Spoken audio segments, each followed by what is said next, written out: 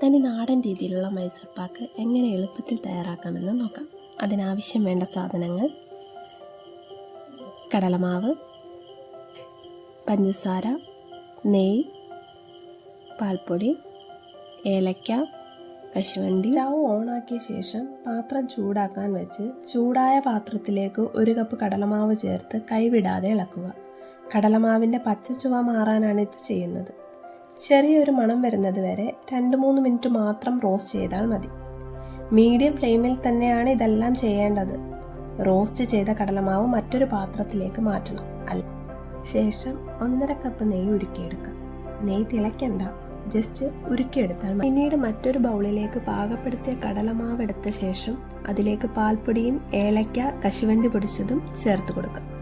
ഏലക്കയും കശുവണ്ടിയും ചേർക്കണമെന്ന് നിർബന്ധമില്ല. ഇവ നന്നായി ഇളക്കി യോജിപ്പിച്ച ശേഷം അതിലേക്ക് 1/4 കപ്പ് നെയ്യ് കുറേശ്ശെ ചേർത്തിട്ട് കട്ടകളില്ലാതെ നന്നായി ഇളക്കി മാറ്റിവെക്കുക.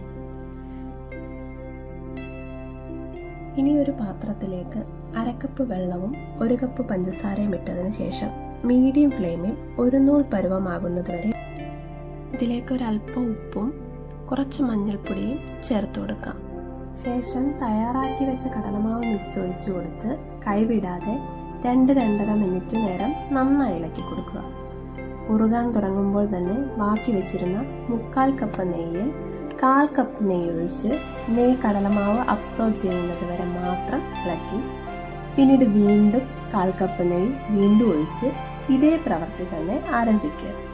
3 തവണകളായിട്ടാണ് നമ്മൾ ഈ 1/4 കപ്പ് നെയ്യ് ചേർക്കുന്നത്. പിന്നീട് 1 മിനിറ്റ് വീണ്ടും ഇളക്കി യോജിപ്പിച്ച ശേഷം നെയ്യ് പുരട്ടി വെച്ചിരിക്കുന്ന പാത്രത്തിലേക്ക് ഒഴിച്ച് തണുക്കാനായി മാറ്റിവെക്കുക. ഫ്രിഡ്ജിൽ വെക്കണമെന്നില്ല, റൂം ടെമ്പറേച്ചറിൽ വെച്ചാലും മതി.